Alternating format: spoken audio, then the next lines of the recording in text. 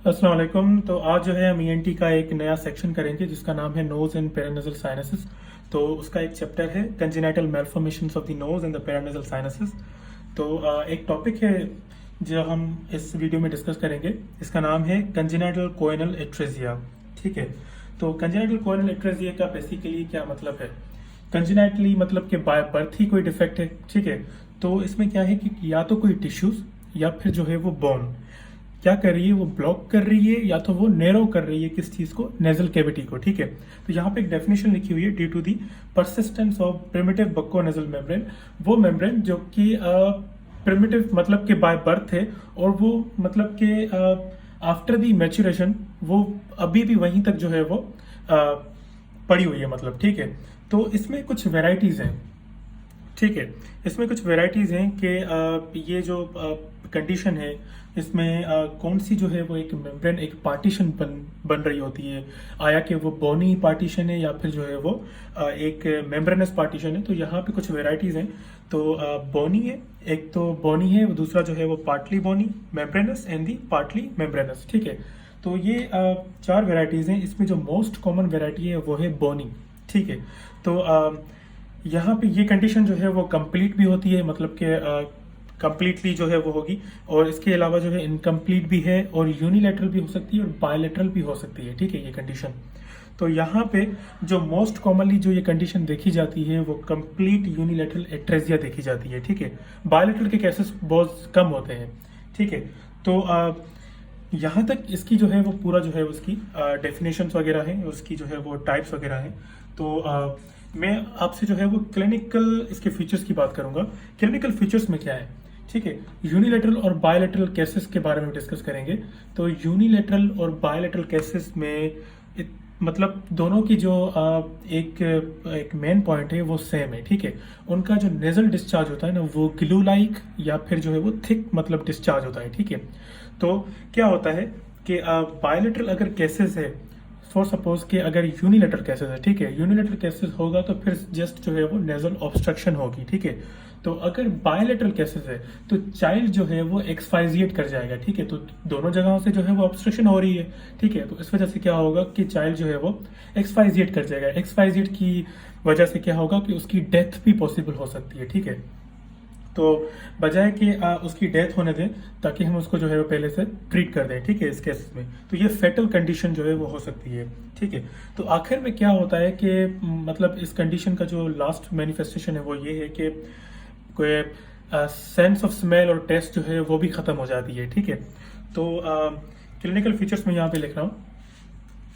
पहला तो ये है कि यूनिलेटरल जो एट्रेजिया है उसमें क्या हो रहा है कि वो कॉज करवा रही है नेजल ऑब्स्ट्रक्शन। ठीक है, और दूसरी क्या चीज़ है कि जो डिस्चार्ज है, ठीक है, यूनिलेटरल का जो डिस्चार्ज है वो कौन सा है, ग्लू लाइक होता है।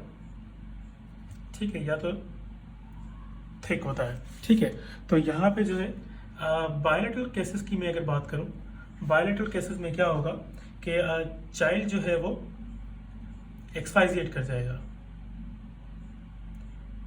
चाइल्ड जो है वो एक्सफाइजिएट कर जाएगा। एक्सफाइजिएट के मुराद से क्या होगा कि वो it will lead to the death. ठीक है, तो इसके अलावा जो है बायलेटरल जो डिस्चार्ज है, बायलेटरल डिस्चार्ज भी जो है वो भी ग्लू लाइक और थिक है।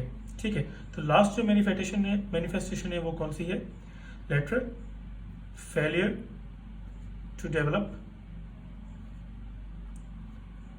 Sense of smell taste. ठीक है, सेंस ऑफ स्मेल और टेस्ट। तो लास्ट मैनिफेस्टेशन यही होगी। इसके अलावा जो है हम बात करेंगे किस चीज़ की, डायग्नोसिस की। ठीक है, डायग्नोसिस की मैं अगर बात करूं तो यहाँ पे हम जो है वो तीन चार जो है चीज़ें हम रूल आउट करेंगे जिसकी वजह से हम इसको जो है वो डायग्नोस कर सकते हैं। पहला तो ये है कि हम जो है वो नेजल पेटेंसी टेस्ट कर सकते हैं। नेजल पेटेंसी टेस्ट के अलावा जो है हम क्या कर सकते हैं, इमेजिंग स्टडीज कर सकते हैं, सीटी स्कैन वगैरह जो है, एमआरआई स्कैन वगैरह वो कर सकते हैं। इसके अलावा जो है नेजल एंडोस्कोपी हम कर सकते हैं ताकि हमें पता चल सके कि ऑब्स्ट्रक्शन जो है वो बेसिकली किस जगह पे हो रही है। ठीक है, तो इसके अलावा जो है हम कैथेटर टेस्ट भी करते हैं, डाई टेस्ट भी करते हैं। यहाँ पे मैं डायग्नोसिस लिख रहा हूँ, तो यहाँ पे क्या है, नेजल पेटेंसी टेस्ट। ठीक है। दूसरी कौन सी है? कैथेटर टेस्ट, ठीक है। तीसरी कौन सी है? Imaging studies.